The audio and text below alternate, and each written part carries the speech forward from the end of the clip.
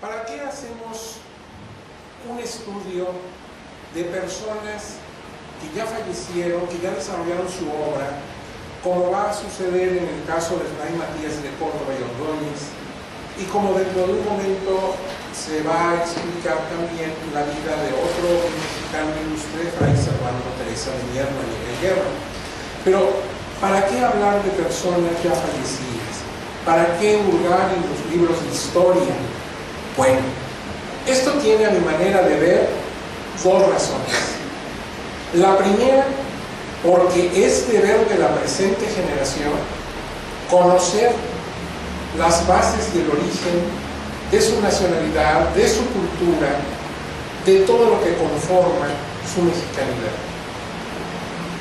Pero la otra base, la otra razón, es encontrar ejemplos vivos, personas que puedan servirnos como de guía, de brújula, en una sociedad crítica, en una sociedad en la que los valores pues parecen haberse perdido en momentos.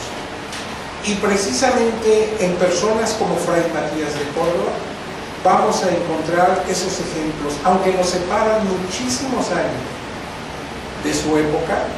Mucho de lo que hizo lo puedo aplicar en mi día a día. Claro, esto que estoy diciendo como premisa inicial lo tengo que demostrar. Y qué mejor ocasión como esta, en donde a 800 años de la fundación de la Orden de Predicadores de Santo Domingo de Guzmán, una orden en la que han pasado por ella personajes que simplemente su nombre nos impacta: Fray Bartolomé de las Casas, el propio Fray Matías de Córdoba, Santo Tomás de Aquino. Si la filosofía y la teología no se podrían entender sin la presencia de Santo Tomás, y Santo Tomás pertenecía a la orden dominica. Entonces estamos hablando de 800 años de cultura, de labor, de impacto. Y cuando ustedes visitan lugares como de Oaxaca hacia abajo, hasta Centroamérica incluso, se van a encontrar la labor de los frailes y misioneros dominicos, que aún está presente en el arte, en la cultura, en la tradición, en la toponimia, en todo. Entonces, ¿qué mejor ocasión como esta? Precisamente para recordar un hombre como de gran trayectoria, como lo fue Fray Matías de Córdoba y Ordóñez. Él nació en el entonces poblado o pueblo de Tapachula. Tapachula es considerada actualmente como la ciudad más importante del Soconusco, y el Soconusco es la parte costera de Chiapas, la que pega hacia el Océano Pacífico. Soconusco significa lugar de las tunas agrias. Ya ven que incluso hay un fruto seco que conocemos como choconostle o algo así. Entonces Soconusco es el lugar de las tunas agrias. Y Tapachula, no con significado español, sino con significado náhuatl, quiere decir tierra anegada, tierra inundada. Estos vocablos derivan del náhuatl que nos implica que por ese lugar pasaron las huestes de los aztecas en su camino hacia Centroamérica. Los aztecas llegaron hasta el territorio de lo que ahora llamamos Costa Rica, y naturalmente pasaron por Chiapas y dejaron sus nombres y su cultura. Por eso cuando recorro el estado de Chiapas me encuentro lugares como por ejemplo Huistla, Tuzantán y muchos más, Capastepec y Ciciapan, palabras que derivan del náhuatl. Y esta zona fue muy rica, porque entre otras cosas tenía el cacao, cuya semilla se utiliza, como todos sabemos, para producir el chocolate, que es una aportación de México al mundo. En todos lados se consume chocolate, en golosina o con bebida. Y usted cuando viaja se siente muy orgulloso porque sabe que ese chocolate vienés es mexicano. Quiere decir que por ese lugar transitaban los comerciantes mexicas. Y quiere decir también que los granos de cacao se utilizaban incluso como moneda de cambio. Quiere decir que esa región fue de comercio, de tránsito y claro, de cultura. Ahora bien, pasamos a la que sigue. Ahí tienen ustedes en la siguiente presentación un cuadro, un óleo idealizado de quién fue Fray Matías de Córdoba. ¿Por qué digo tantas cosas de su región? Porque esto nos hace entender la riqueza del lugar y la importancia que tenía para el Imperio Español cuando se realizó la conquista sobre Chiapas y Centroamérica. Por ahí atinó a pasar don Pedro de Alvarado y don Diego de Mazariegos, conquistadores de la región. Y era tan importante el soconusco que en aquella época, en el lenguaje de ese tiempo, se decía, cuando algo era valioso, vale un soconusco. Así como luego decimos, vale un potosí, cuando una cosa es valiosa. A tal grado, pasamos a la que sigue. Ahí tienen ustedes una vista del centro de Tapachula. Muchos lo conocerán, otros nunca han tenido la oportunidad. Bueno, pues háganse el propósito, Estamos a 1 hora 20 minutos de Tapachula, claro, en avión. Pero ahí tienen ustedes el centro, ¿sí? Ahí tienen ustedes el centro de Tapachula. Claro, la Tapachula vieja, la Tapachula histórica. ¿Por qué? Claro, el alrededor y es como cualquier ciudad moderna. Ahora bien, les decía, era tan valioso el lugar que don Bernal Díaz del Castillo, aquel famoso cronista de la conquista de México, el de la historia verdadera de la conquista de Nueva España, y nada menos que don Miguel de Cervantes Saavedra, el padre de la lengua española, pidieron en distinto momento a don Carlos V, el rey de España, que los hiciera gobernadores del Soconusco. Desde luego, ninguno de los dos recibió comunicación ninguna de su majestad. Pasamos a otro. Pero imagínense ustedes si don Fernández del Castillo, que está a mi derecha, acá en el extremo, o don Miguel de Cervantes Saavedra, que es el otro personaje, hubieran logrado su propósito, cada quien escribió por su lado.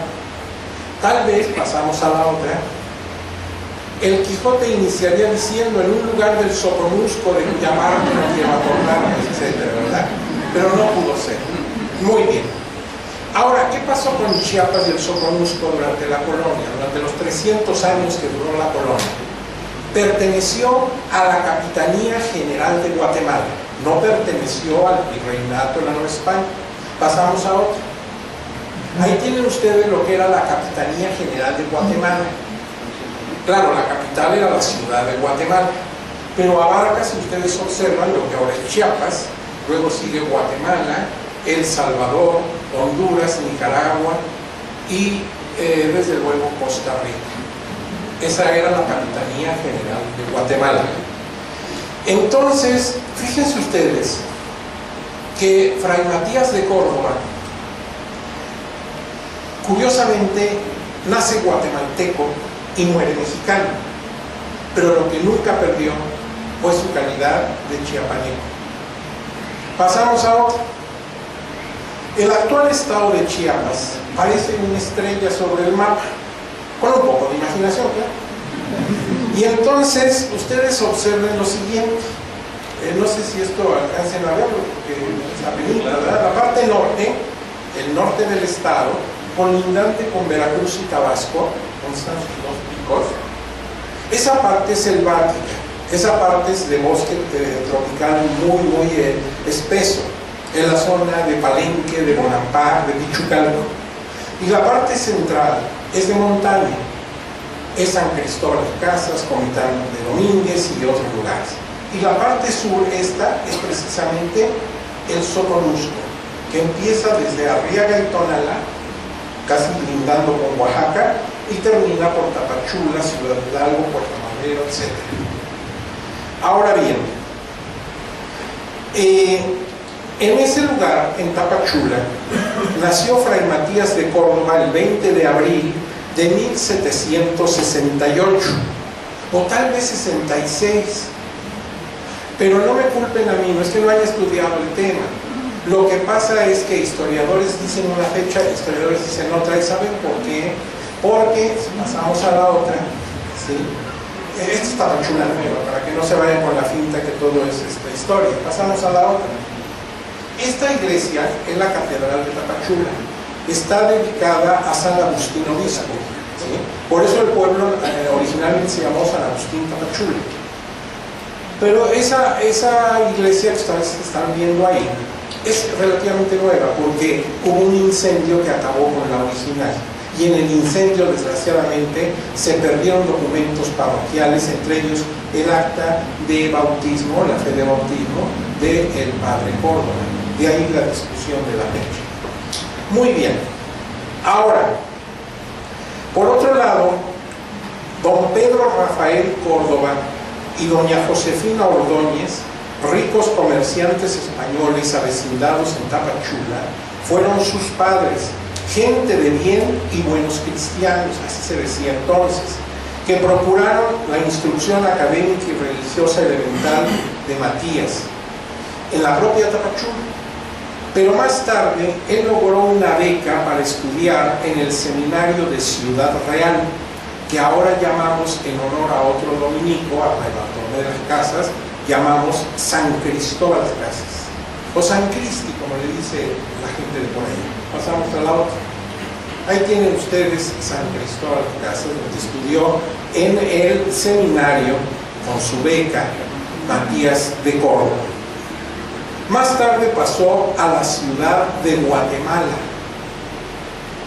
capital de la Capitanía General, en donde estudió en la Universidad de San Carlos Borromeo.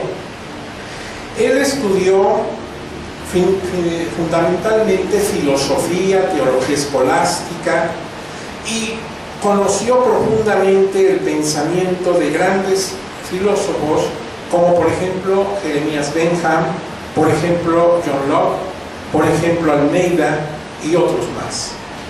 Algunos de ellos no eran muy bien vistos por las autoridades eclesiales por sus ideas adelantadas y liberales. En 1792 alcanzó la orden sacerdotal y vistió el hábito de Santo Domingo, siendo entonces conocido como Fray Matías de Córdoba, o sea, se añadió el D, que originalmente no tenía. Fue catedrático de Teología y Filosofía en el Seminario de Guatemala y se le recuerda por esos años como apasionado defensor de los indígenas. Él pensaba siempre en proteger a los indígenas.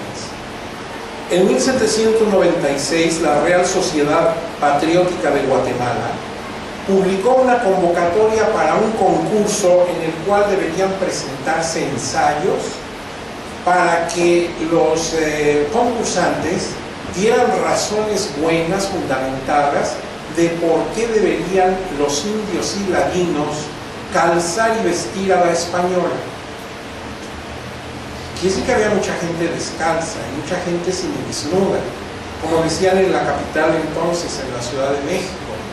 Decían que por no tener ropa y andar cubiertos apenas con una sábana, eran los pelados, y así se nos quedó a muchos el mote de pelado. Pero entonces Fray Matías entró al concurso y dio sus razones de por qué deberían los indios de Chiapas vestir y calzar como lo hacían los españoles. Y él dice, estoy tomando lo textual de sus palabras: hágase a los indios y ladinos que tengan las mismas necesidades que los españoles, y entonces su dependencia será mutua.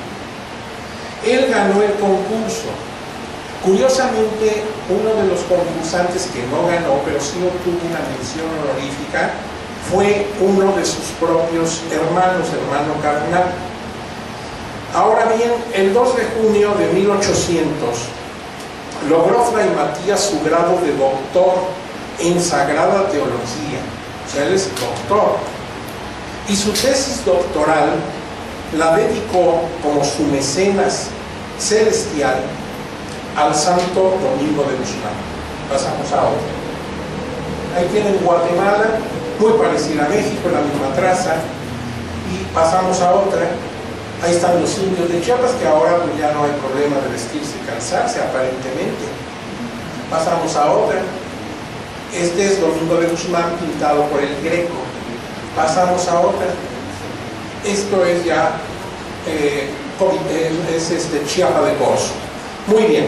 Se sabe que por esos días ingresó a la Sociedad Económica de Amigos del País, con sede en la ciudad de Guatemala, y que llegó a ser vicepresidente en su filial de Chiapas.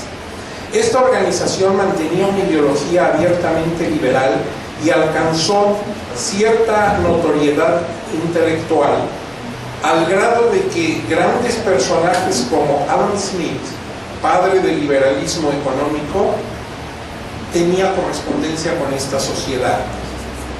De nuestro ilustre biografiado, la Gaceta de Guatemala, el periódico en Guatemala en la época, llegó a decir: es un sujeto acreedor a la gratitud universal por su literatura y digno por sus amables prendas de un pueblo brillante, donde con mayor aceptación puede desplegar libremente sus talentos.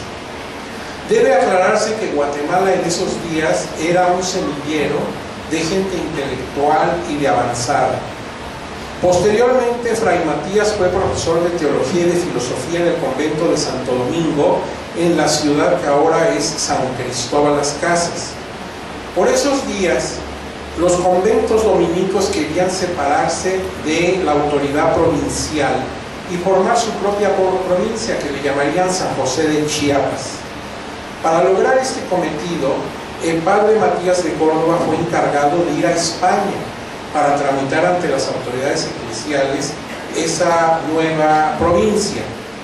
Y entonces el padre estuvo en Madrid de 1803 a 1810, y estando allá tuvo la oportunidad de ver de cerca, de vivir, de sentir la intervención napoleónica en España. A él le tocó vivir esos días amargos en que el pueblo español luchaba por sacar de su territorio al invasor francés. Le tocó vivir, y lo describe en algunos de sus párrafos, el famoso 2 de mayo trágico, donde la gente fue masacrada en las calles por las tropas napoleónicas. El padre don Matías logró regresar a México después de todas estas aventuras, estas experiencias tan dramáticas, y todavía corrió con tan mala suerte que cuando venía en su barco de Madrid para Chiapas, ocurre que su barco fue asaltado por corsarios franceses y perdió hasta su equipaje. Pero bueno, salvó la vida y quedó entre nosotros. Ahora bien, él estuvo como prior del convento en Chiapa de Corzo, que es la vista que ustedes tienen ahí, la fuente central de Chiapa de Corzo, que semeja la corona de doña Isabel la Católica. Fue entonces cuando mostró otra faceta de su muy variada cultura, la del pedagogo. Él creó un sistema para enseñar a leer y escribir, sobre todo a los indígenas, manifestando que era muy difícil que los indios pudieran aprender una lengua que ni siquiera era la suya. Y el método que él va a idear, y que lo tiene plasmado en un manual, consiste en la fonética. Y con ese método han estudiado muchísimas generaciones. ¿Se acuerdan ustedes? Regresen a sus años de primaria, eso fue el verano pasado. ¿Cómo hace el sordo? ¿Cómo se silba el viento? Ya está la S. Así aprendimos a leer y escribir, bueno, al menos los que ya, si no somos de la tercera edad, sí de la 2, 7 octavos. Y entonces, pues todavía ese es el método de Fray Matías de Córdoba. Además escribió Fray Matías una fábula que se conoce como La tentativa de León y el éxito de su empresa. Esta es una fábula muy vieja, viene desde leyendas persas, pero él la escribe en poema, en rima, y además saca de ello un provecho, como debe ser en toda fábula, y nos enseña cómo el león, siendo poderoso y déspota y agresivo, se convierte en amable, en solidario con los otros animalitos, que entonces aprende no a temerlo, sino algo muy importante, a respetarlo, y después mucho mejor al león. Lo cierto es que en todas sus obras, Fray Matías escribe con contenido moral, siempre trata de transmitir una enseñanza de valores, afín a su propia conducta, siempre ejemplar. Como toda persona, Fray Matías tuvo sus malos momentos. Bueno, les conté lo de los corsarios que le robaron su equipaje. Pero él decía siempre que había que sacar provecho hasta de los malos momentos. Palabras de él: si un hombre nunca hubiera enfermado, no sabría lo que vale la sanidad. Bueno, tenía que ser Fray Matías, no todos tenemos su paciencia. Igual se interesó por el arte de la oratoria y escribió Presentación de los indios a la elocuencia, un manual magnífico para aprender a hablar muy bien. Incluso en esta obra nos resulta un psicólogo, porque dice que el semblante, la expresión de las personas, capta sus emociones.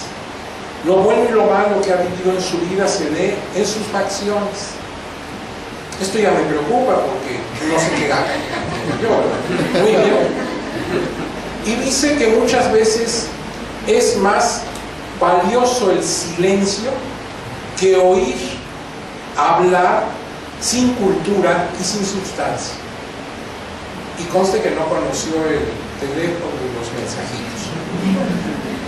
Y luego dice algo que nos incumbe a los maestros, ¿sí? Aquí estamos en una comunidad universitaria. Adviértase a los maestros que es abuso arengar a los discípulos de repente, o sea, sin pensarlo, puesto que así se les ejercita en hablar mal. Efectivamente, para hablar con los jóvenes hay que pensar muy bien lo que les vas a decir, porque todo lo que les digas los va a impactar, los va a formar. Entonces piensa 14 veces antes de hablar con tus estudiantes. La última faceta que quiero tocar, porque ya usé mucho de la paciencia de todos ustedes, es precisamente la del libertador. Fray Matías conoció el movimiento insurgente muy de lejos.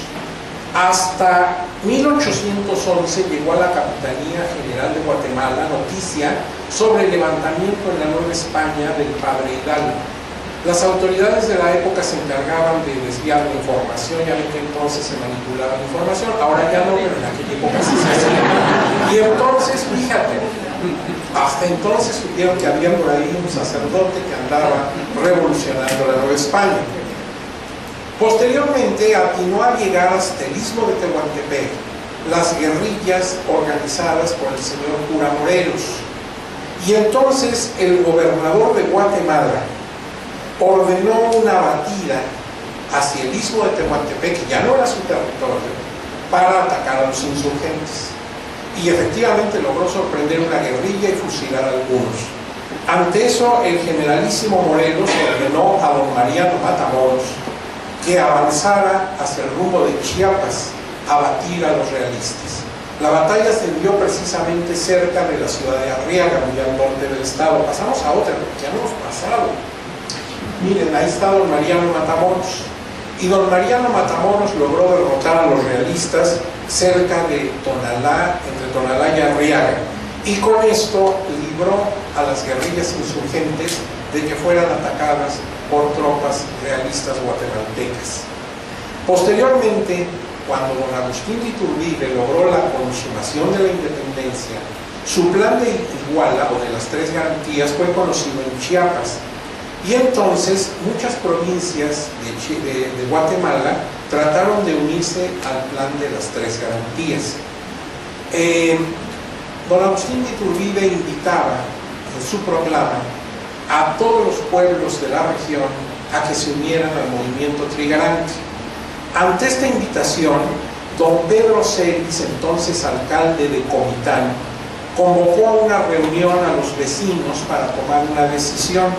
Esa reunión se llevó a cabo el domingo 28 de agosto de 1821, por lo que en la misa la ofició Fray Matías. La misa fue a las 6 de la mañana, como que es difícil ahora, pero la gente era muy devota, y a las 6 estaban escuchando misa. Y ahí Fray Matías les dijo que regresaran por favor 2 horas después, a las 8, para darles noticias importantes sobre la región.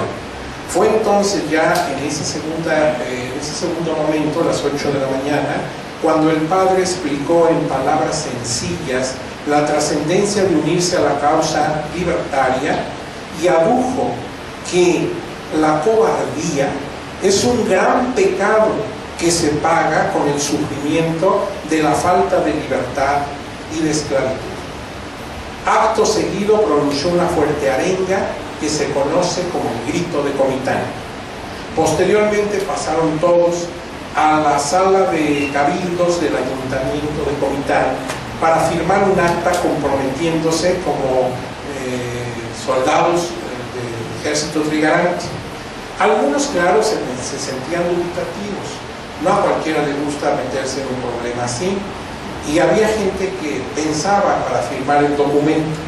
Entonces surgió entre la gente ahí reunida una señorita de nombre Josefina García, que le dijo al padre Fray Matías: permítanos, padre, hacer un trato con nuestros hombres, que ellos se queden en la casa a cuidar a los niños, y nosotras las mujeres vamos con usted a la frontera a luchar por la libertad. Imagina. Ante esto, claro, los hombres no tuvieron más que tomar las armas. Resulta claro que previamente Fray Matías y otros patriotas habían divulgado las ideas insurgentes. Un grito como el de Comitán no es algo espontáneo, tenían sus redes atrás. Y efectivamente se sabe que el padre Matías de Córdoba y algunos otros simpatizantes de la independencia de Chiapas y Guatemala tenían correspondencia directa con don Vicente Guerrero, con don Nicolás Bravo y algunos otros guerrilleros mexicanos insurgentes. Ahora bien, el movimiento de Comitán tuvo tal éxito que las tropas comandadas por el general, pasamos a otra, don Joaquín Miguel Gutiérrez, don Agustín Iturbide, pasamos a otra. Este es Tuxtla Gutiérrez, la capital actual, pasamos a otra. Este es don Joaquín Miguel Gutiérrez. Él nació en San Marcos Tuxtla, hoy en su honor Tuxtla de Gutiérrez o Tuxtla Gutiérrez. Él es el Ignacio Allende de la zona, el hombre que comandaba las tropas. Pero no hubo necesidad realmente de combates muy fuertes, porque de hecho ya la provincia se incorporaba. Allá en Centroamérica, don Francisco Morazán obtenía triunfos en Guatemala, en El Salvador, en Honduras y en otras regiones. Por eso, el 15 de septiembre de 1821, la Capitanía General se unió al Imperio Mexicano. Y ustedes saben qué tamaño tenía el Imperio Mexicano. Empezaba desde el norte, desde los estados que luego perdimos ante el invasor norteamericano, y llegaba hasta incluso Costa Rica. Quiere decir que teníamos colindancia con Colombia, porque Panamá pertenecía entonces a Colombia. Era un territorio inmenso. Desgraciadamente nos cortaron la cabeza y las piernas. Más tarde, y en medida de que la crisis política y económica del imperio, cuando Iturbide se derrumbaba, el general Filisola llegó a Chiapas, disolvió la junta provincial, que era el gobierno provisional que tenían ahí, y colocó en el lugar al coronel Felipe Condallos, que hizo que los chiapanecos, encabezados otra vez por el doctor Córdoba, protestaran ante el Congreso de México y depusieran del gobierno a las malas autoridades. Entonces se separaron las provincias de Centroamérica, incluyendo Chiapas.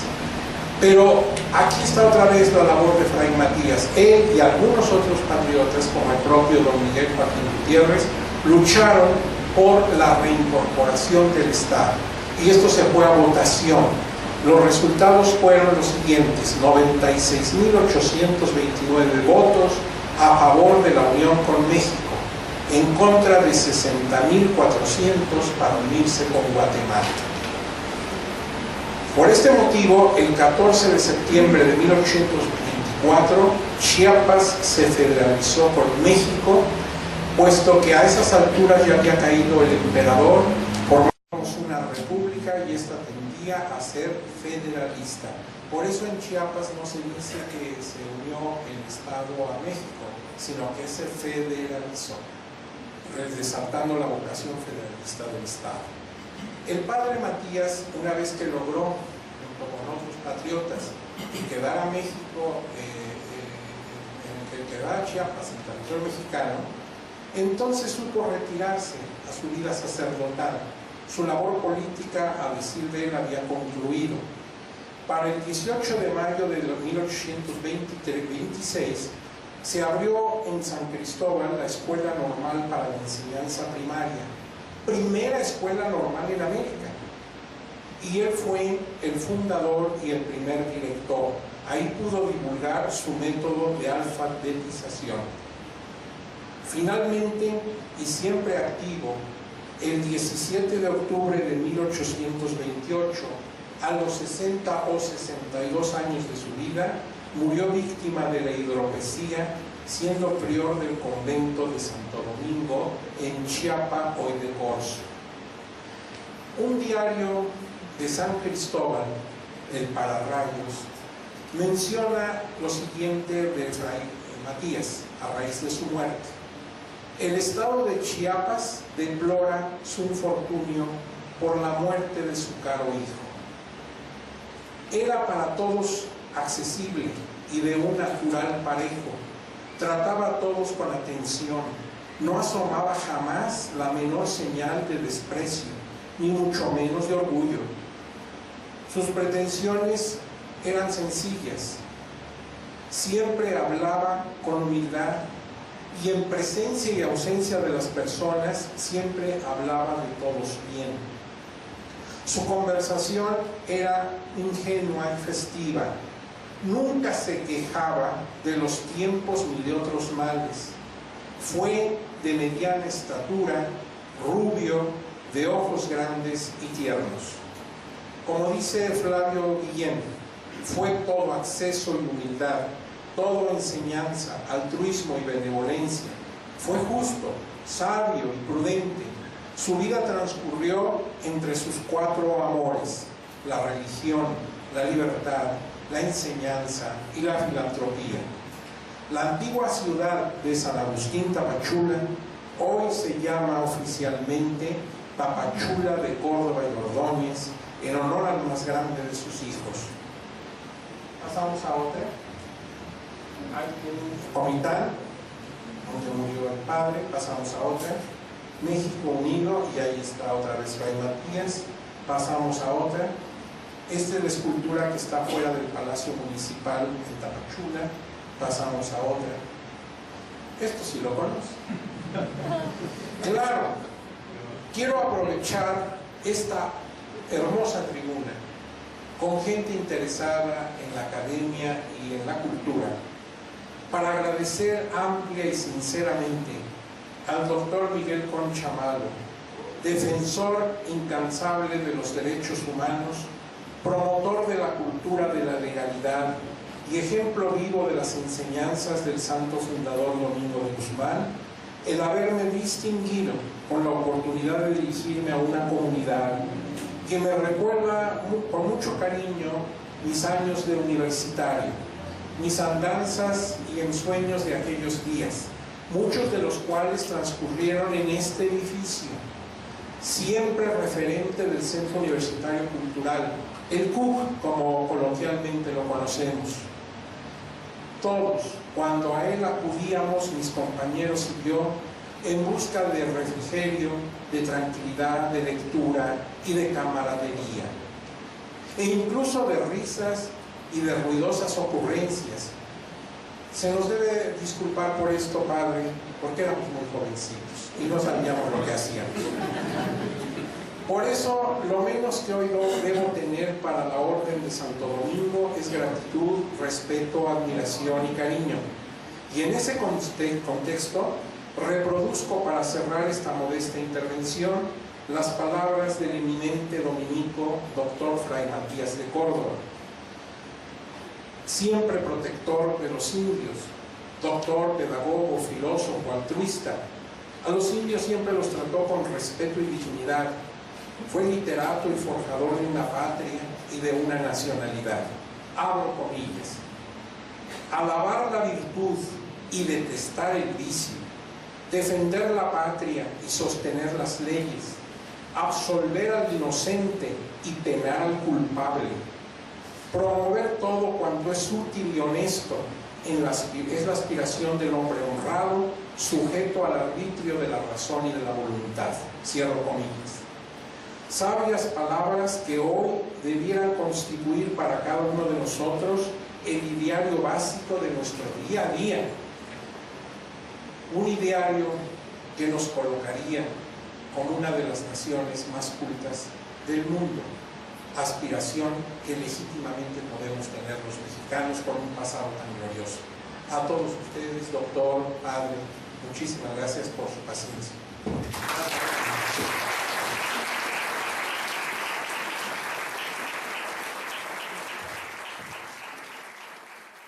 Aún está presente en el arte, en la cultura, en la tradición, en la toponimia, en todo. Entonces, ¿qué mejor ocasión como esta? Precisamente para recordar un hombre de gran trayectoria como lo fue Fray Matías de Córdoba y Ordóñez. Él nació en el entonces poblado o pueblo de Tapachula. Tapachula es considerada actualmente como la ciudad más importante del Soconusco. Y el Soconusco es la parte costera de Chiapas, la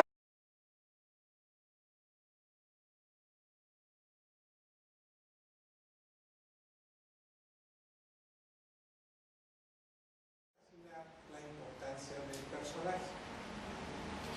¿Para qué hacemos un estudio de personas que ya fallecieron, que ya desarrollaron su obra, como va a suceder en el caso de Fray Matías de Córdoba y Ordóñez, y como dentro de un momento se va a explicar también la vida de otro mexicano ilustre, Fray Servando Teresa de Mier y Guerra? Pero, ¿para qué hablar de personas ya fallecidas? ¿Para qué hurgar en los perdidos momentos? Y precisamente en personas como Fray Matías de Córdoba vamos a encontrar esos ejemplos, aunque nos separan muchísimos años de su época. Mucho de lo que hizo lo puedo aplicar en mi día a día.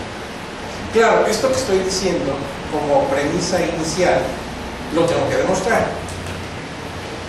Y qué mejor ocasión como esta, en donde a 800 años de la fundación de la Orden de Predicadores de Santo Domingo de Guzmán, una orden en la que han pasado por ella libros de historia. Bueno, esto tiene a mi manera de ver dos razones. La primera, porque es deber de la presente generación conocer las bases del origen de su nacionalidad, de su cultura, de todo lo que conforma su mexicanidad. Pero la otra base, la otra razón, es encontrar ejemplos vivos, personas que puedan servirnos como de guía, de brújula, en una sociedad crítica, en una sociedad en la que los valores nos parecen haberse personajes que simplemente su nombre nos impacta. Fray Bartolomé de las Casas, el propio Fray Matías de Córdoba, Santo Tomás de Aquino. Si la filosofía y la teología no se podrían entender sin la presencia de Santo Tomás, y Santo Tomás pertenecía a la orden dominica. Entonces estamos hablando de 800 años de cultura, de labor, de impacto.